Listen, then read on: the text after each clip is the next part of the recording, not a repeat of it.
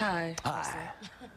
My name, my, my name is Leah, Hi there. and I'm a first-year actor here. Cool. And you spoke a little bit about when actors and directors have a difference of opinion about the character. And I was just wondering what your thoughts were on how far you champion your opinions as the actor, and when, if ever, you just give up and say, okay, I'll do what the director wants me to do. All right. It is a director's medium. I make movies and I'm working for that particular person. So if I can't find common ground with that person on a particular subject, you know, or aspect of the character, then I let it go because I'm making his movie. Yes, I'm playing the character and all that sort of stuff, but, you know, you've got to allow for the fact that it isn't your gig. You know, you're just lucky enough to be on the bus. You know, it's his gig, his or her gig. Many times you have a situation where, you know, something that you said, you know, wasn't listened to or whatever, and then you get a call from the editing room going, I wish I'd listened to what you said, because that's exactly how that's missing, you know? So you have those kind of conversations, but they're pleasant. It's not a fight, you know? I'm not there to sort of have arguments of that nature with a film director. So your choice of who you're going to work with is very important in that level. I like to work with directors that are really confident about their point of view, because that strength gives you a lot more space. You know, if they're confident on who they are as a director and what you know, and how they approach the medium, then they're not threatened when you come up with an idea. As an actor, you know, you've got to be fluid enough to correct yourself if something that you've assumed about a character early on is wrong and you find yourself out. Just let the thing go. Let it go. Drop it, you know. And wasting time on a film set is not your privilege. Being on the film set is your privilege, you know. So that's why me and Ron Howard get on really well. Really well, because we both see making films as a privilege, and we see the fact that somebody's put up money for us to work in a very expensive art form, you know, is just like, quick, let's get it done before they discover us. You know, it's a fantastic situation to be in. Hi, Russell. Hi, mate. I'm James. I'm an actor. Hi, James.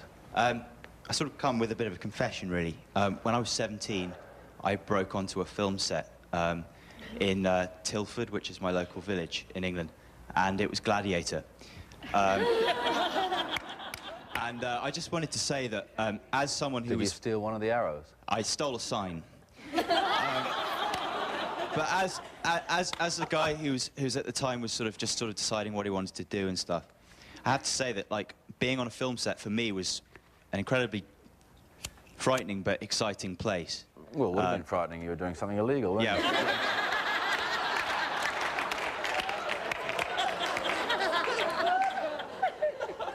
Yeah. But just what well, that's true. That's true.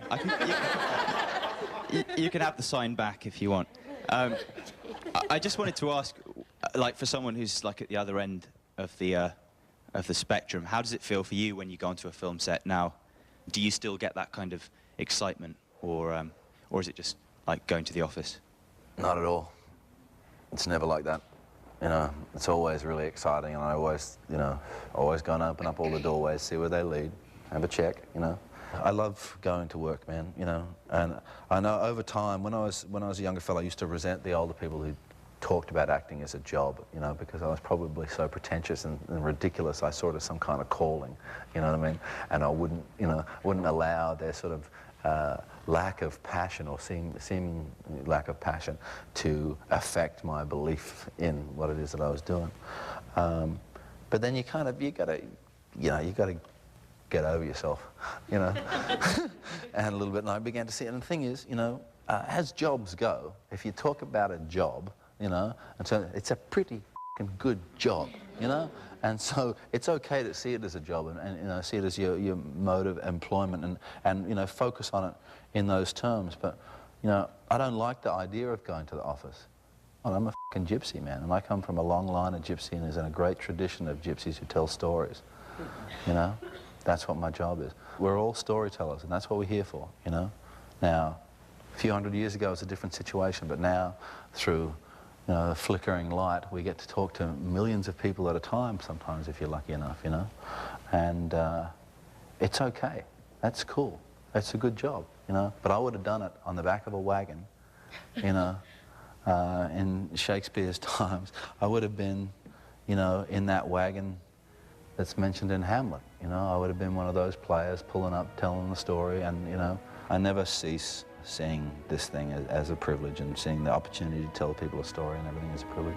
I don't know, that sounds all, you know, highfalutin and idealistic in a way, but f*** it, man, I am.